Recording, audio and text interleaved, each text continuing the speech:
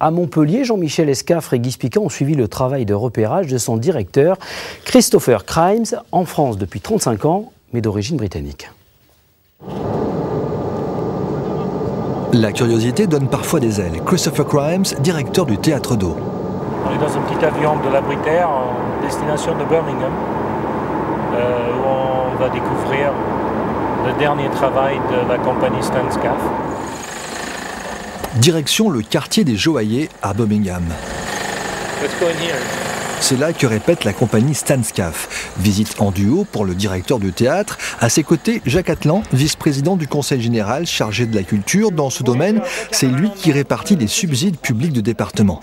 La compagnie Stan Scaff doit livrer sa dernière création au Théâtre d'Eau dans quelques jours. Pour elle, c'est le compte à rebours. Le spectacle n'est pas tout à fait prêt, je suis sûr que vous en êtes conscient. On travaille dessus depuis maintenant 6 semaines. La passion, selon Christopher Crimes, c'est le repérage de talents émergents. Aujourd'hui, sa mission est ailleurs. Le Théâtre d'Eau a plusieurs fois invité Stan Scaff à Montpellier. Cette fois-ci, il coproduit sa dernière création, Les Cardinaux. Attention, sous l'apparence d'un spectacle pour enfants se cache un millefeuille d'humour, quand les prélats manipulent l'histoire du monde. Avec sa sensibilité british, Mr. Crimes apprécie cette fresque décalée sans dialogue. Malgré tout, ces Cardinals n'ont-ils pas un peu trop l'accent anglais pour un public français ? Est-ce que c'est anglais? On est avec Adam et Ève. Ce monde biblique n'est absolument pas anglais. C'est un regard anglo-saxon. Et c'est peut-être là l'humour du type Monty Python. Il faut aller le chercher, mais je crois qu'il y est. Je crois qu'il y est et je suis sûr qu'il y sera dans la globalité du spectacle tel qu'on va le voir au Domaine d'Eau bientôt. Christopher Crimes ne se contente pas d'un extrait de spectacle, il écoute chaque comédien.